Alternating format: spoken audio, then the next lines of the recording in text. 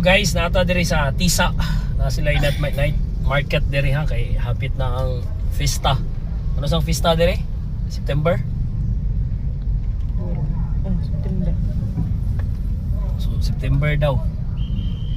Traffic kayo diri ha. Umanhi mo diri. Daghang gayong tangulo oh. Ganahan ng mga bata oh, see? So mao ni ang Tisa sa Cebu. Grabe ka traffic.